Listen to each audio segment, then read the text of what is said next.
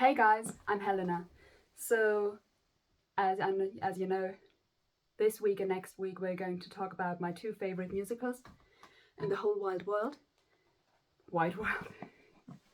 in the whole wide world, and we're going to start with my second favorite musical, which is this thing. It's called Gypsy, and it's based on this book, which is Gypsy. This way. Which is Gypsy by Gypsy Rose Lee. And it's genuinely one of the best, obviously, otherwise I wouldn't talk about it. It's the second best musical that I know, and it's got some of the best musical numbers genuinely that there are in this world. And yeah, I just thought I'd talk about it a little bit. And if you haven't seen it or if you haven't listened to it in any way, shape, or form, I'm just gonna introduce you to this. So,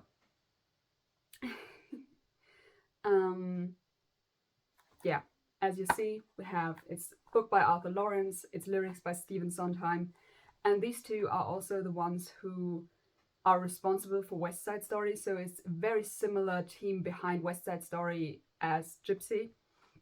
Just here is the music is by Jules Stein, and it's absurdly good, like genuinely absurdly good. And this is, as you saw by me showing you the memoirs, it's based on a real story from 100 years ago, quite literally. It's on Broadway again currently, I think. It has been on Broadway. It has been on Broadway several times, and yeah, personally, I think probably that the version with Patti LuPone is the best, but I think that everything with Patti LuPone is the best, so I might be, I might have an opinion already formed in my head about this. But anyway, so I'm just going to talk about what this is about, and you can determine yourself if you want to listen to it. I would advise you to at least listen to the overture, because it's just so good, the whole thing. Like my singing teacher, she was Gypsy when she was in her 20s, in her early 20s, and she loves this musical just as much as I do. And now I'm working with her on a certain role, and you will very soon realize which role that is. Because as you know, I'm opinionated and I can't keep my opinions out of this. So let's start about Gypsy. So I'm just gonna start with the bigger picture, what happens before this all starts. And we have a woman named Rose Hovick. So she actually lived. She's constantly referred to as Mama Rose. And her mother was on the stage, and her father was a very hard worker, and her mother basically left her. And Rose, she got, I think, married 3 times before this starts, and this starts when she is about 25, so as old as I am. And this is something that most musicals, or if they stage it, get canonically wrong, because she's young. Let's be very real. So this is also about her 2 daughters. She had her older daughter Louise when she was 20. She had her younger daughter June. She had her when she was 21. So her younger daughter, who then got to the stage, she started dancing on point when she was 2.5 years old. So I think they say it in the beginning that June is 3'3", which would make her about 4 years old in the beginning. So if June is 4 years old, then Rose is about 25. They mostly show her, depict her in films on stage as being in her 50s, but she never is that in real life. She's 25 when the whole thing begins, and she's 35 when it ends. So just keep that in mind, how young she is. But she herself, she doesn't see it like that, because at the time, and this is still the thing today, if you want to go on stage, and Rose Harvick desperately wanted to go on stage, you have to start very, very young. And she always felt that she was too old for the stage at the current moment in her life. She was in her mid-20s, and she was like, this ship has sailed, basically. She has been a wife, she has been a mother at this point, and she's too old to be a performer herself. So what she does is that she does everything so her daughters can have that. And this is her first big mistake, is that she projects what she wants onto what her kids want. So her older daughter Louise, she's not really, I mean, she's pretty, but she's not talented. And June, her younger daughter, is absurdly, immensely talented. I mean, really absurdly, 2.5 years on point.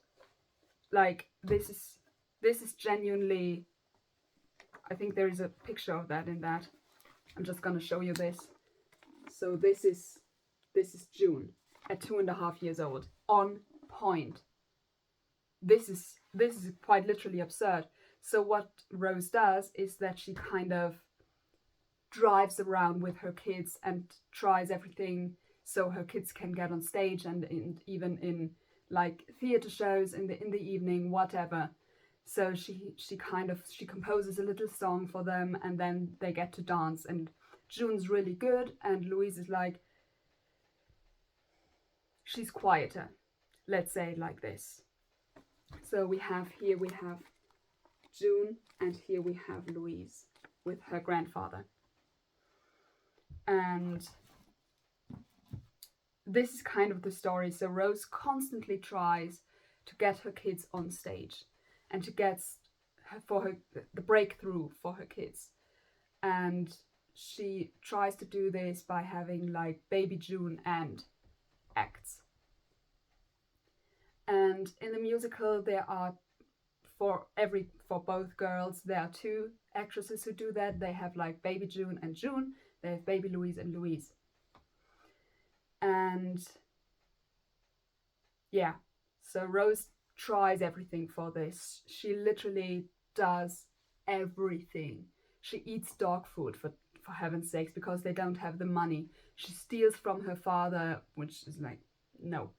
She steals from her father a golden placard so that she could have those, what is it, I think $88 for her daughter to have new pictures made and better pictures so that they can send them to agents.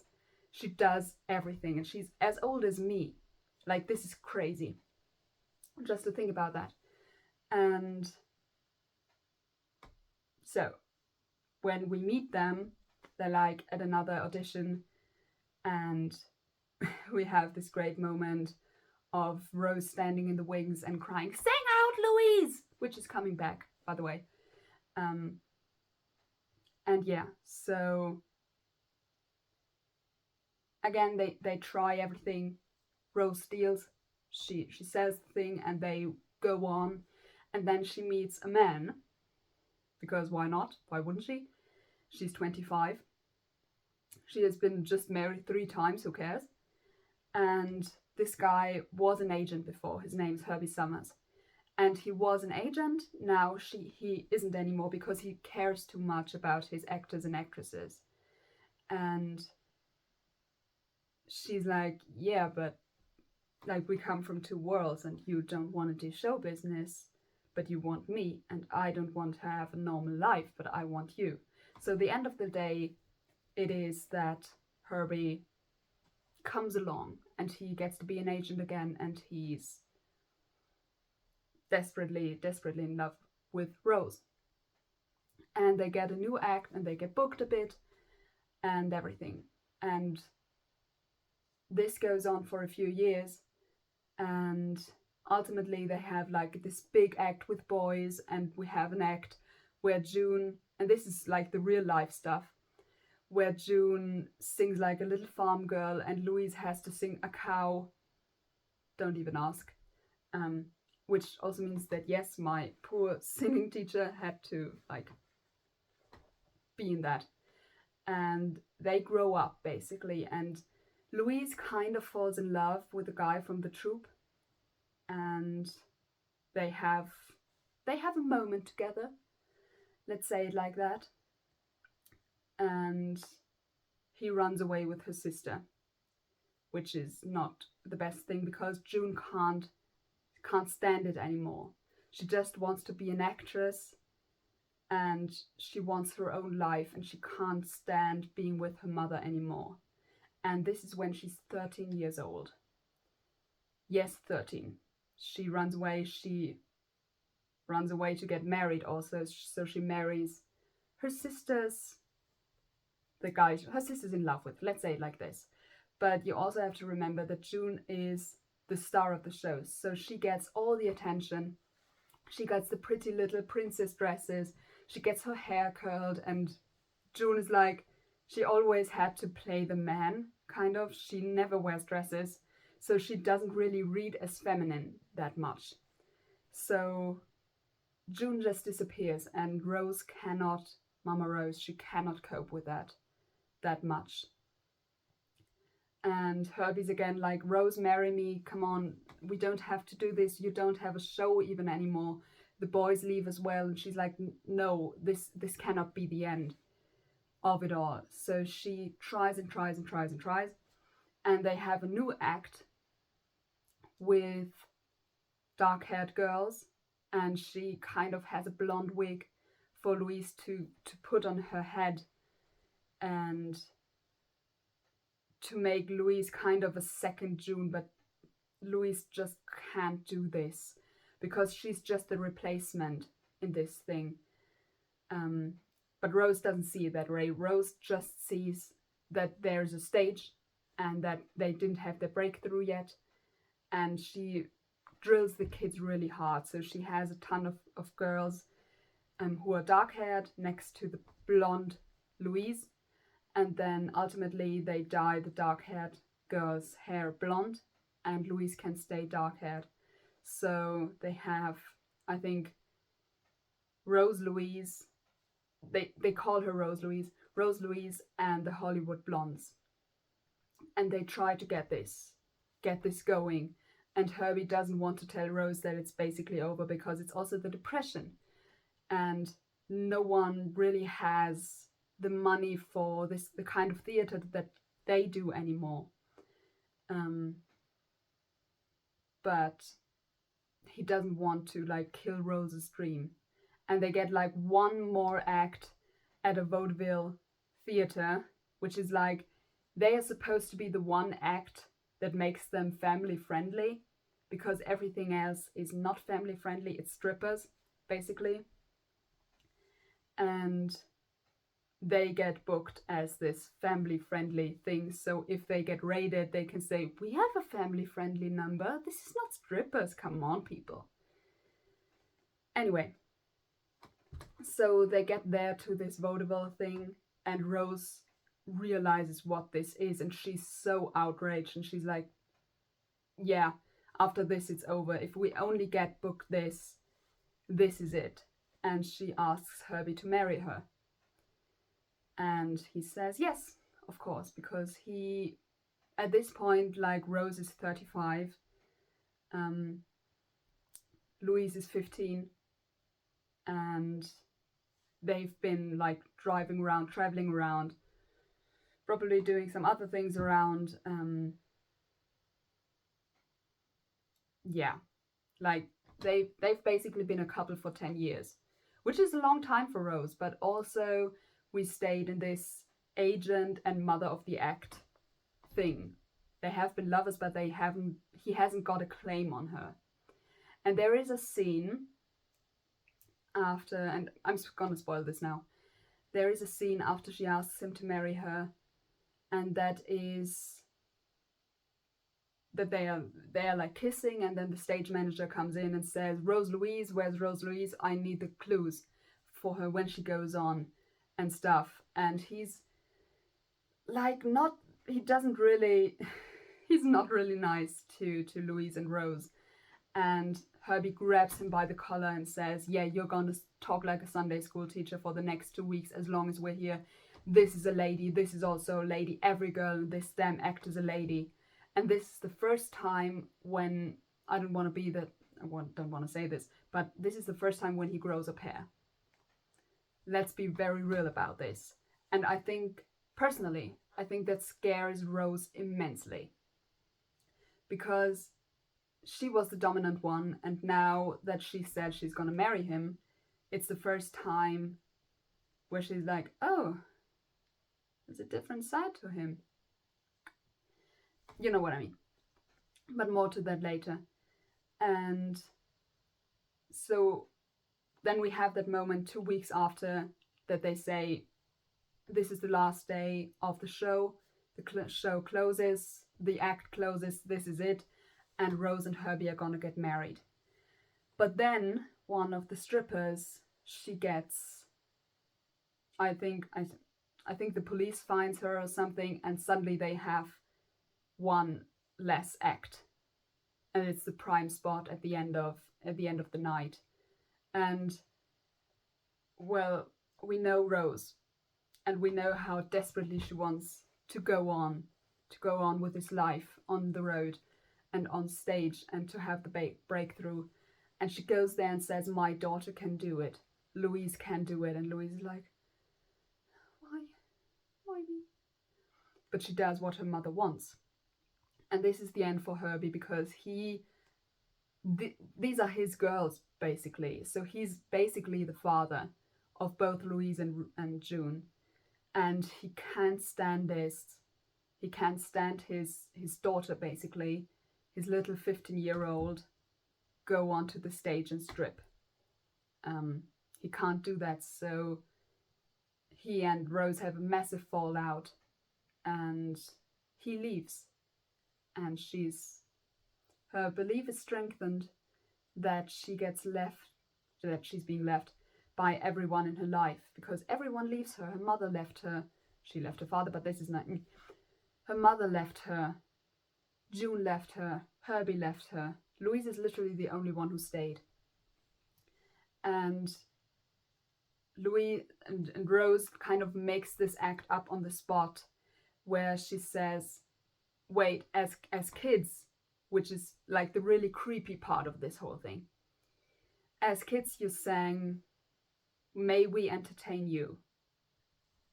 Again, as like 4 and 5-year-olds. And she says, now you're gonna sing, let me entertain you. And we're gonna not make a cheap whore out of you. You're gonna wear an evening gown, and you're just gonna go out there and parade up and down and have a little chat with the guys, and this is all. And then you have your spot.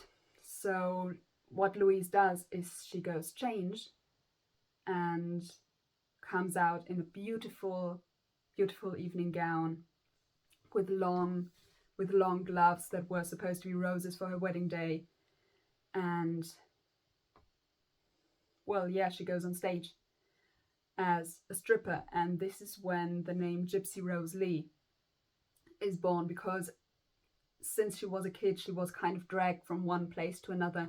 So that's where Gypsy comes from. And before she was Rose Louise and her Hollywood Blondes. But the stage manager kind of, he messes up. So he says Gypsy Rose Lee instead.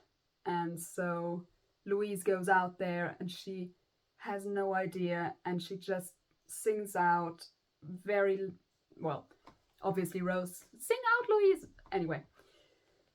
And our little Louise, she goes on stage, and suddenly she's wanted.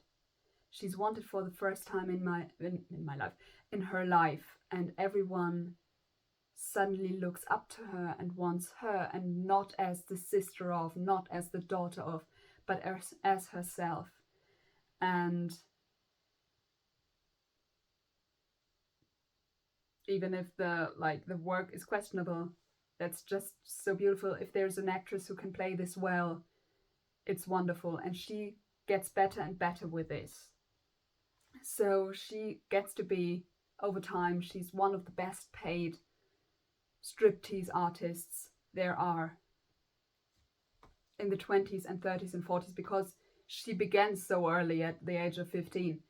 So she becomes the biggest act at the Mariinsky Theatre just because she's a lady. She's not, I don't want to say cheap, but you know what I mean. If you see like a movie or if you see it on YouTube, the other girls are, they don't really look like high price things. It's a bit less.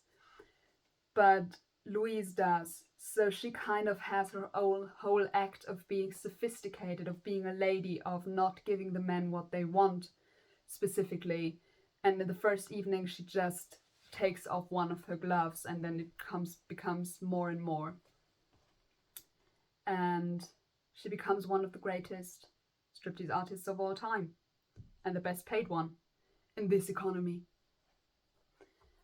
And kind of after this, when Louise is already a great star and Rose comes in and says, yeah, we got to do this and that, and we have to do like a new act, I'm working on something, and she even tries to like hang up the head of the cow on the wall of Louise's dressing room, which shockingly Louise does not want, because she's now a sophisticated lady, and suddenly Rose feels cheap against that. And basically she tells her mother off, and she says, I'm going to do this alone right now. I have the means for a new show. I have the means for a new number. I have ideas for that, and I want to do it alone, on my own. And then after that, Rose leaves the dressing room, and she wants to leave the theater, but she gets stuck on stage, and she sings probably one of the greatest number in all of musical history. And this is Rose's turn. So she basically has a mental breakdown on stage. It's extremely difficult to sing. If you've seen Glee, you know this number. Kurt sang it once.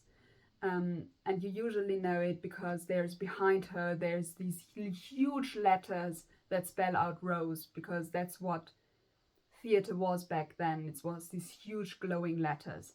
Still kind of a thing today on Broadway. But she basically says, someone tell me, when is it my turn? Don't I get a dream for myself? Starting now, it's going to be my turn. Gangway up, get off of my runway. Starting now, I bet 1,000. This time, boys, I'm taking the bows. And everything's coming up Rose. Everything's coming up Roses. And it's, again, a great number. And she steals the show with this. And this is kind of the predicament with Rose, is that she thinks she's done everything for her kids, and so she forgot to live herself. But at the same time, this was the life she always wanted. Yes, she didn't get to go on stage, but they're traveling around behind the stage, being behind the stage, living this life. This is what she always wanted. Yes, she thought that her kids would want it too, but it's the life she always wanted, and she projected that on the kids. So it's genuinely a great number. And then there's a thing that actually gets rewritten a lot. I just say like the original ending, and also the ending that like my singing teacher had when she was Louise, when she was Gypsy Rose Lee, which is that like Louise is coming out and says Mama, and they kind of reconcile, and Rose says, yeah, we could do this double act, like Mama Rose and Gypsy Rose Lee kind of thing, and they leave arm in arm. So kind of Louise forgives her for all that's happened. And yeah, this is how Gypsy ends. And it's, again, such a great musical, musically absurd, like really, really absurd. Rose's songs, she has three, well, let's say it like this. This musical is named Gypsy Rose Lee after Gypsy Rose Lee. Gypsy Rose Lee is not the main character in this. Mama Rose is. Because she has 3 solo songs, this alone. She has Some People, which is the first song, then Everything's Coming Up Roses, and in the end she has Rose's Turn, which is the showstopper, and it's the last number of the night. And yeah, like she has the greatest songs, genuinely, and I get to sing her now. So even like my singing teacher, she said if I had to choose, like I would choose Rose too. And Rose is just so fun to sing because you can't sing her and not feel her in a way. Like she's just there. If you give her an in, then she'll do it. And I think if you like for me it is, I'm just gonna tell you this at the end of this. We have like a showcase every year at the studio where I sing, and like my singing teacher was like, yeah, do Rose, and I was like, probably, because she is like, if you need her, she'll be there. There are roles that like don't work in that space that we have to go on stage on.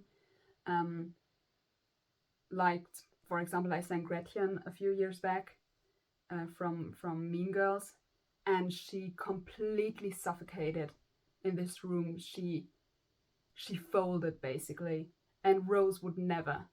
She would never. She's a very thankful role to sing, in my opinion. So what I want to say about this whole ordeal is she's Rose Hovick, she's the original stage mother. In German you would say Eislaufmutter. Like she drags her kids around for the chance of the big bite, for the chance of the big breakthrough. This is her thing. But also she succeeded. And we can never forget that. Because her methods are questionable, to say the least. So like having her kid go on point at 2.5 years old, this is crazy. But she succeeded. Again, Louise was one of the best paid, the best paid striptease artists in the 20s, 30s and 40s. She was absurdly well paid, especially for a time that had so many financial hardships as these. And June, she got to be a Hollywood star. And why? Because they worked relentlessly. And this was Rose Hovick. She taught them how to work hard, how to get what you want, how to be persistent, how to be a genuinely hard worker, let's say it like this. And they both made it in these times, which is a huge deal. And I'm just gonna see if I like find another picture where she's preferably dressed, which I don't find right now. I'll find one.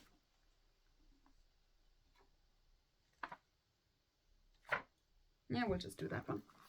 Like, look at this woman. This is Louise. This was the ugly sister. Like, if that's the ugly one, this is absurd. So just great. And this is also like a family portrait with June and Louise. And this is Rose. She's not just as beautiful as her daughters, but I mean, also look at this hairdo. Like, who can pull this off? I certainly couldn't. Anyway, so this is the story of how Gypsy Rose Lee came into existence, and I think it's so ironic almost that Rose took over so much of the stage show. So in the earlier times when this came out, I think in the late 50s, when there was the first movie made about this, and I, yeah, Natalie Woods, she played Gypsy back then. And so she, just 1 year after West Side Story, by the way, after the movie West Side Story, she played Gypsy in Gypsy. And at that time, even though Rose was the much bigger role, they still made Gypsy the main person. But then with time, it evolved, so Rose became kind of the crown jewel of Broadway, the crown jewel of everything, really. Like, who did we have as Rose? We had Patti LuPone, we had Ethel Merman, we had Angela Lansbury, I think even. We had, heavens, Bette Midler. I mean, watch the movie with Bette Midler, or watch at least Rose's Turn with Bette Midler. This is absurd. We had Imelda Staunton in London as Mama Rose, who was also great, obviously. She's on DVD, like you can buy this. And I mean, she's just a crown jewel, and everyone wants to play Mama Rose at one point in their life. She's just a great role. And she was a great woman, and now she gets the recognition she deserves, even if, again, her motives were questionable, but she came from a place of love, I think. And this is also always what I kind of say if someone says, yeah, she's a bad mother or something. I'm like, she's trying to be the best mother she can be. She's trying to be the mother she never had, she herself never had. And I think that's great. I think that should be the way to go, honestly. Like, be everything that you self never had. Be the best mother you can be. Do everything for your daughters. Kind of dedicate your life to them. Yes, she interpreted it wrong. She didn't understand what her daughters needed, because she genuinely didn't understand how anyone could not want this life. But I think that's a great way to go. To say, I love them and I want the best for them. It's difficult, I think, with Rose, but it also makes them human. And as you know, love me some humans in theatre. Doesn't happen this often. And yeah. Also, obviously, like Herbie's and Rose's love story, which also takes a big part of this whole thing. It's also very nice. Not that he didn't want her, that he'd walk out one day, but well. But they also have like great songs. Genuinely, the songs, they're just so good. Absurdly good. I'm so sorry that this like isn't a bigger thing in Germany. I don't even know if like it has been played in the last 20-30 years. I don't know. And that's really unfortunate, because the music is so great. Genuinely, this big orchestra music from the 20s and 30s, and it's just, it's Hollywood. Let's be real. Okay. So now I've talked enough about this musical. I hope it wasn't too confusing, as always, and that you can even spare a few minutes to just listen to the overture somewhere and watch Bette Midler doing Rose's Turn. Yeah. Have a nice day. Take good care of yourselves. Bye.